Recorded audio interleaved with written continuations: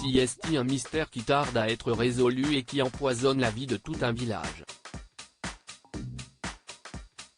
Depuis presque 2 mois, la disparition du petit Émile, 2 ans et demi, a mis la lumière sur le hameau du Haut-Vernay où le garçonnet était en vacances avec ses grands-parents. Un tout petit hameau, perdu dans la montagne et où les suspicions vont bon train. Avant cet été, le Haut-Vernay n'était qu'un hameau tranquille. Situé au bout d'une route, perdu dans les Alpes, le tout petit village, un cul-de-sac où tout le monde se connaît, vivait sans problème. Mais tout a basculé le 8 juillet dernier. Alors que l'été arrive et que la chaleur tape fort, un garçonnet de 2 ans et demi, Émile, en vacances dans la maison de campagne de ses grands-parents, disparaît. Si les gendarmes pensent d'abord à une fuite ou à une chute, ils se rendent vite à l'évidence, le petit garçon n'est nulle part et un adulte est donc impliqué dans sa disparition.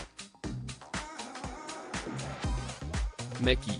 Si sa famille, et notamment ses grands-parents dont l'attitude très renfermée intrigue, est interrogée, tous les habitants passent également devant les gendarmes. Et depuis, les rumeurs ne s'arrêtent plus, selon les journalistes sur place. Vous êtes dans un hameau, à 1200 mètres d'altitude, un cul-de-sac, et vous avez une sorte de cluet de grandeur nature, résume notamment le journaliste de Nice Matin Grégory Leclerc auprès de BFM TV. On est vraiment dans un tout petit périmètre avec peu de possibilités qu'un étranger monte dans le village sans être aperçu. Si est tellement petit que tout le monde s'autosurveille, ajoute-t-il. Un point de vue partagé par un habitant du village, il y a beaucoup de gens qui ont raconté des choses, alors qu'il n'y avait rien à raconter. Les gens parlent, mais parlent mal. Toutes les pistes étudiées si quelqu'un a quelque chose à voir avec la disparition du petit Émile. Qui cela peut-il bien être ?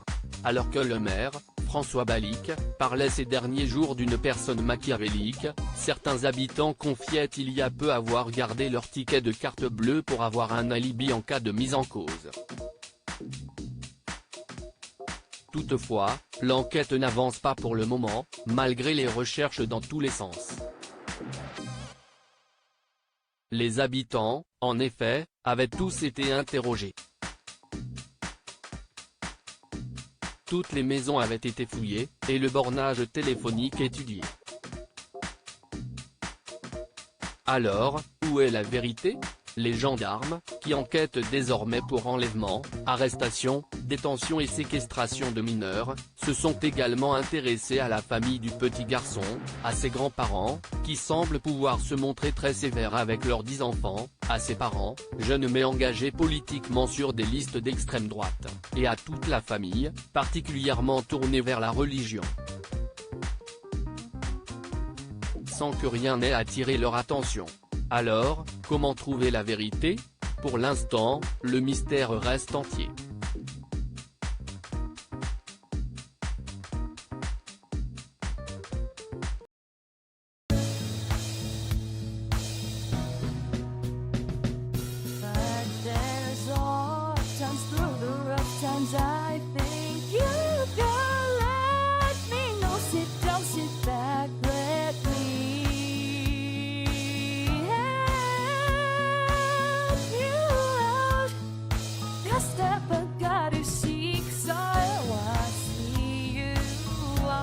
On your